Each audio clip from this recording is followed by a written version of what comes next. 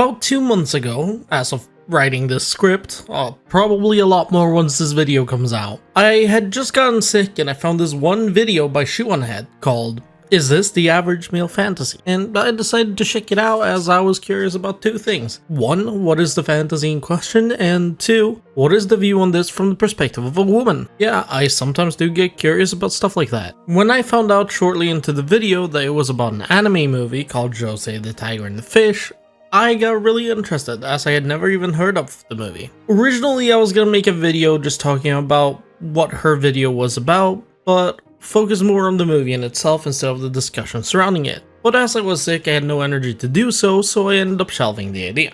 Recently, however, I looked back at some things I started working on while I was sick and saw the video about the movie and thought, I don't want to make a video about that, so no. But what if I had my regular approach about it and talked about what I like about it? And well, here we are. The movie is about a 22-year-old college student by the name of Tsuneo Suzukawa, who is studying to become a marine biologist. When we are introduced to him, we quickly find out that he is very hardworking and is working multiple jobs at once so that he can save money to finally go abroad and study in Mexico. One day when Tsuneo is on his way home from his work at a diving shop, he suddenly hears a scream as a wheelchair with a young woman in it comes rolling down a hill. Tsuneo manages to catch the girl, in turn ensuring that no one gets hurt. As this happens, we are introduced to an older woman by the name of Shizu Yamamura, who happens to be the grandmother of the girl in the wheelchair, and we find out that someone pushed the girl in the wheelchair down the hill, which is why she was rolling down the hill. The girl in the wheelchair then starts calling Tsuneo names, surprising Tsuneo by her foul mouth and rudeness towards someone who very well might have just saved her life. Kumiko Yamamura, the girl in the wheelchair, and her grandmother then head home, but as Tsuneo lives in the same direction, he ends up walking behind them. When Shizu and Kumiko get to their home, Shizu invites Tsuneo in for dinner, which he accepts. During this dinner, he gets offered a job as a caretaker for Kumiko, who insists Tsuneo call her Josei, and so will I for the rest of this video. While Tsuneo is Josei's caretaker,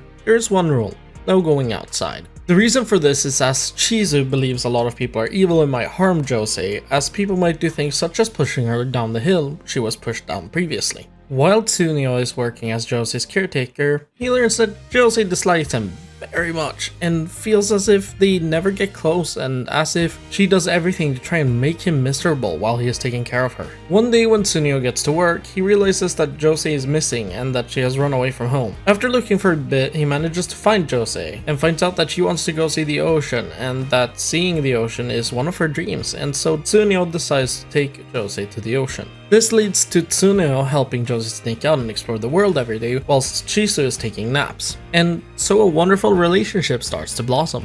Now I'm gonna end my explanation regarding what the movie is about, as I don't want to spoil the movie too much, as I genuinely would highly recommend checking it out, as it is a wonderful movie. And what I just explained only scratches the surface of the movie. The characters in the movie are well written, all the way from the main characters in Josei and Tsuneo, to Tsuneo's friends and even more people that they end up meeting and getting to know throughout the movie. At the end of the day, Josei the Tiger and the Fish is about following your dreams no matter what, about how things can be hard. You might go through tough times, however, we should never let that stop us from chasing our dreams. It's a movie that covers that just because someone is in a certain situation, that shouldn't limit us to not accepting them, and that it doesn't mean that they might not be the right person for you. When I first heard about the movie, it was in a context that people on Twitter were saying that the movie is a movie that shows that men want women that are weak so that they can take care of them and control them. At least that was my understanding of it all, which couldn't be further from the truth. It is a movie that tries to tell us that even if someone is an incredibly rude and wheelchair-bound prick at first glance,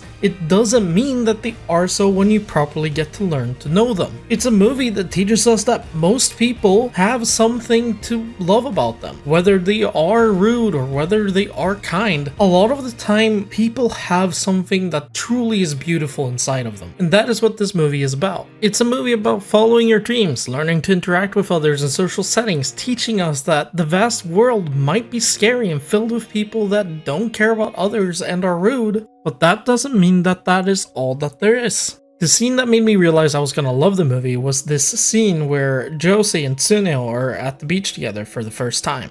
Josei tries to crawl to the water alone, and Tsuneo sees that she wants to get to the water really badly and decides to carry her to the water. They laugh as the waves hit them and water splashes onto them. And it is the moment that we get to see them properly get to know one another, and it is really heartwarming and beautiful. Careful, I don't want to drop help you. It's salty. It really is. I do want to mention that the movie isn't always happy throughout it, and that you will most likely cry while watching the movie. While it is a theme that I joke about on this channel, I did cry during the movie, just like I did with Belle and Makia when watching those movies, which I also made videos about, by the way. One of my close friends, that being Oak from Thurgoons, jokes with me a lot stating that I almost only watch sad movies, and whilst it is true to a degree, I also do watch a lot of movies that aren't, but the ones I find myself relating to and enjoying the most are sad ones a lot of the time, and I am not fully sure why, but maybe it is because there is a beauty in a movie that is so good at making you understand it and feeling things to the point where you cry. The voice acting in the movie is great, and I really enjoyed it. Then we have the soundtrack. The soundtrack in the movie is great, but there are two moments that stuck out to me a bit more when it comes to the soundtrack. You see, there's this one artist I found out about in 2017 through a YouTube video called Dramaturgy. I listened to it and another song by the artist called Literary Nonsense quite a lot, but not much more than that. In 2022, I rediscovered said artist and started listening to a lot of their music. This artist goes by the name of Eve. While watching the movie, a song started playing and I thought, I recognize this. And after a couple seconds I realized why. Eve, the artist I had found on YouTube many years prior and listened to a pretty fair amount, had made two songs for the movie. The first one being a song called Shinkai, which played during the movie and was the song I reacted to at first, and later on during the end credits their song No Waltz started playing.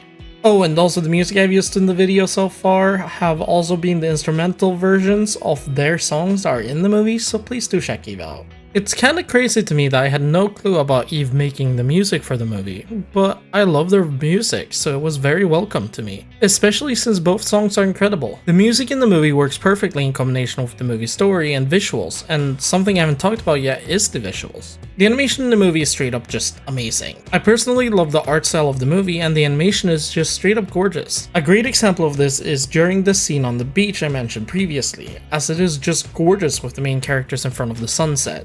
Overall, the movie is amazing through and through, and I highly recommend it to anyone watching. I also advise to ignore what Twitter may have said about the movie, as I sincerely doubt at least people behind most comments I have seen regarding the movie have actually seen it, as I have seen a lot of comments about it that are just entirely wrong and misrepresents what the movie is about.